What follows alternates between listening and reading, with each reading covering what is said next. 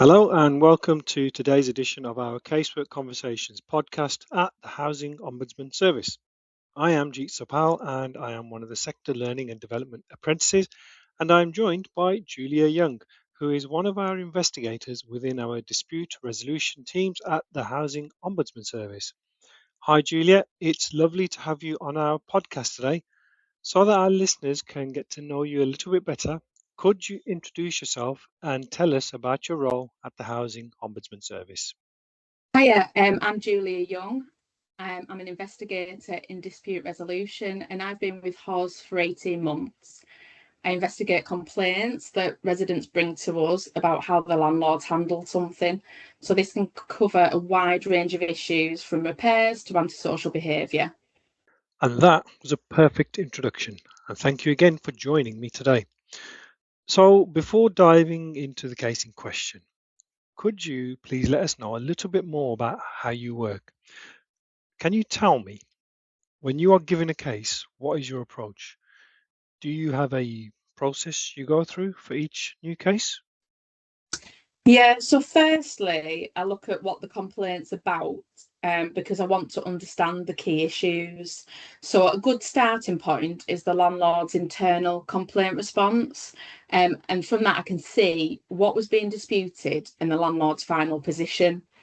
I send an introduction to the resident and give them an opportunity to discuss the case. And then I start reviewing the evidence and creating a chronology. When I've got a clear timeline and read all the documents, I can start drafting the report. Here in the report, I'll set out my assessment and findings with a decision on whether the landlord handled the issue reasonably or not. It makes a lot of sense when you explain it like that. When having the chronology in place right from the start. Would you like to tell us what the complaint was about? The complaint was about how the landlord had handled a resident's report about her neighbour's behaviour. So the resident alleged illegal and antisocial behaviour and didn't think the landlord had taken her seriously or dealt with it properly. Ah, okay, I understand. So then when the resident went through the landlord's complaints process, what happened next after that? The resident wasn't happy that the landlord hadn't acknowledged any failures in its own service, so she referred her complaint to us. Okay, then. So then once you was able to investigate the complaint, what were your findings? That the landlord responded appropriately to the residents' reports. It correctly recorded the details, visited the resident and spoke to her on the phone, and it took her report seriously. The landlord also liaised with other agencies, such as the police, because the resident had alleged illegal behaviour. The landlord visited the neighbour to check for tenancy breaches. It followed policy and kept the resident updated, and I found it acted fairly and reasonably. You mentioned there about the landlord recording details correctly. I'd like to touch on that, the record keeping specifically. How important was it to evidencing the landlord's approach?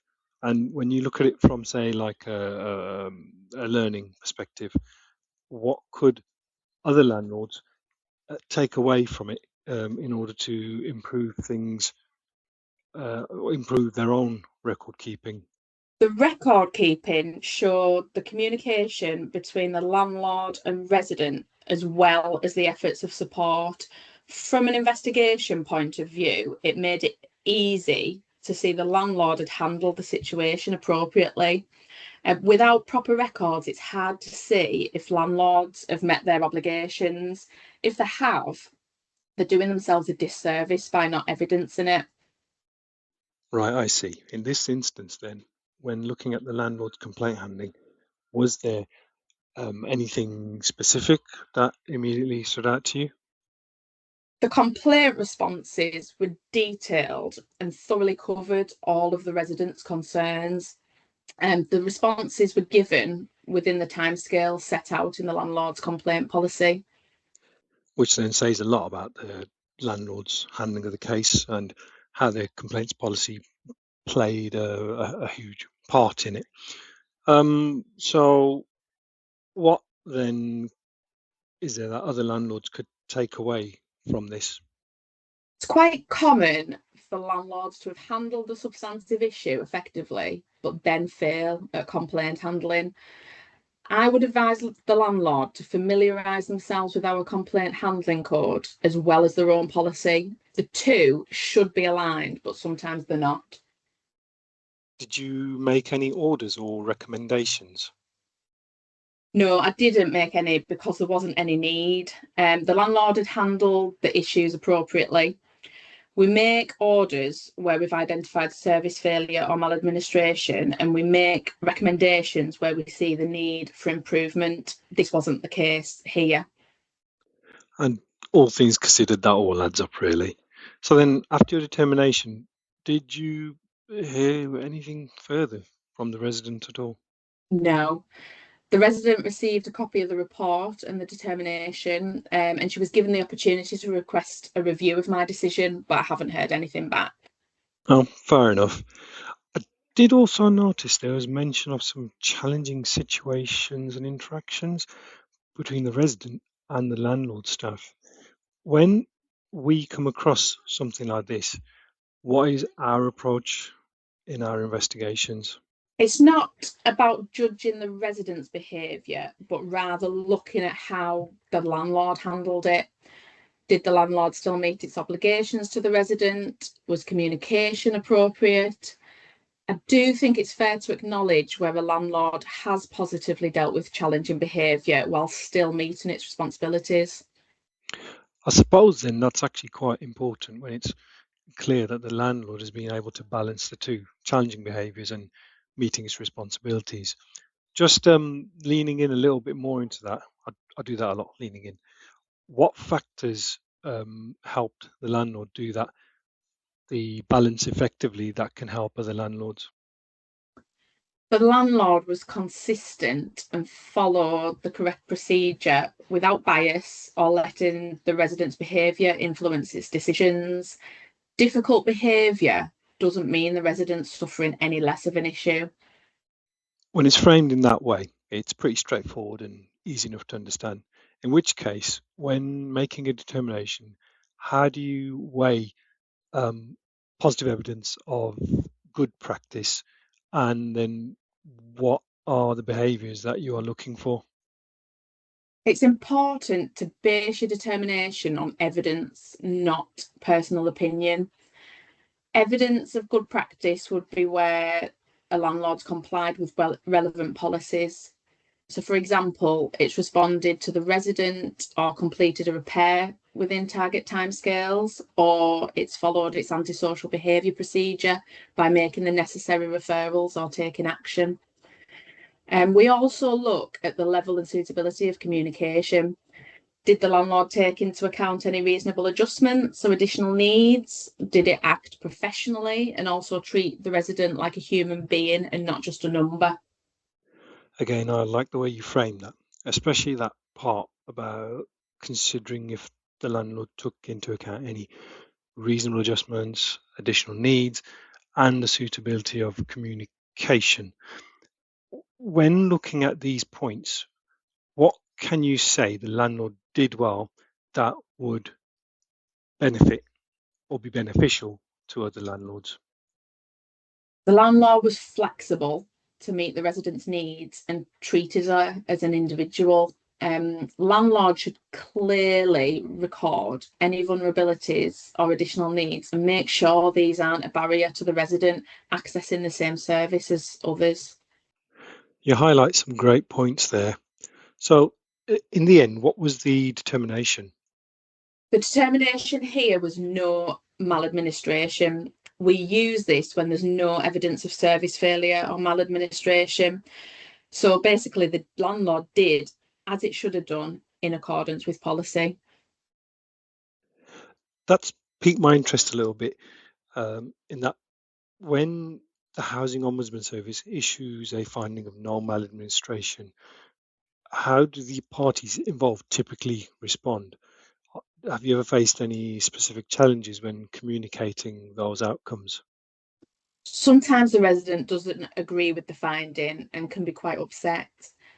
That's understandable as they believe the landlord has failed in some way, and that's what prompted them to bring the case to us in the first place.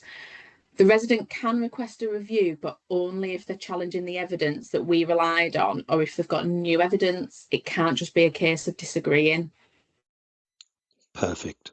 That extra context, it makes it easier to understand, so thank you.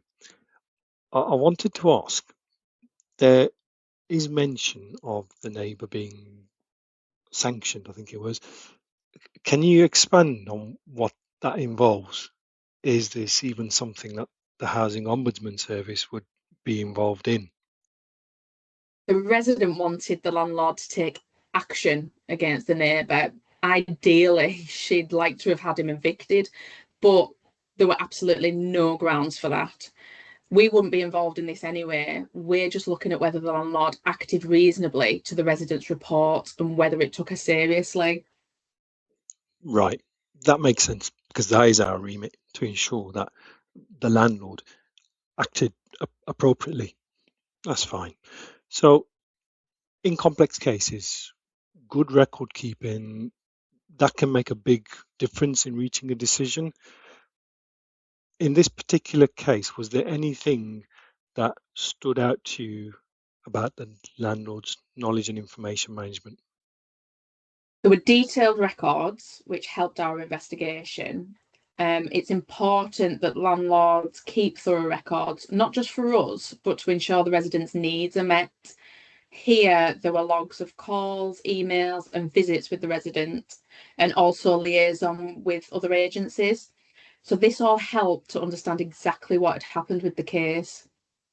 Okay, so in retrospect, if I were to summarize, having those detailed records, that is what put the landlord in a good place by which to manage this case. And your audit trail underpinned the entirety of the case since it helped us see and understand everything that was done. Ultimately, then, the case shows having a good complaints policy alone isn't enough. And so having that evidence to show the landlord followed the policy is very important. My takeaway from what you said there is that knowledge information management wasn't just helpful for our investigation, but also for showing the landlord's responsiveness and their consideration of the residents' concerns. For someone like myself looking in from the outside, I can see that there are a number of moving parts to a landlord-tenant relationship. And as a caseworker, being able to see those parts effectively, it doesn't necessarily make your determination easy, but I suppose it certainly can help you get to that point maybe a little bit quicker. So that brings us to the end of the podcast. Thank you so much for sharing such an interesting case with us today, Julia. No problem, you're very welcome. We've covered quite a bit, ranging from the process you use when you receive a new case to the landlord's record keeping throughout this case. There are clear examples of how this allowed you to see if the landlord had handled the situation appropriately.